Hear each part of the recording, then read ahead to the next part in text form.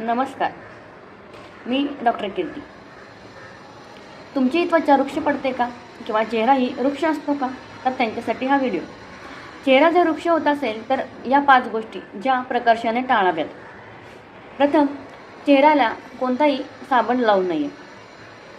दुसरं, चेहऱ्याला कोणतेही वृक्ष पदार्थ म्हणजेच कसं पावडर ही हिवाळ्यात लावणे टाळावे, कारण जर पावडर आपण चेहऱ्याला सतत लावत राहिली तर स्किन ड्राय होते. तसेच चेहरा जर तुम्हाला स्वच्छ धुवायचा असेल तर तो स्वच्छ धुवून नुसतं कोमट पाण्याने किंवा थंड पाण्याने जरी धुतला तरीही चालतो. जर चेहरा सारखा ड्राय होतो तर तुम्ही साधं ॲलोवेरा जेल, कोरफडीचा गर जरी आपण ताजा तिथे लावला तरी खूप सारा फायदा होतो, परंतु त्याआधी चेहरा स्वच्छ धुवून घ्यावा.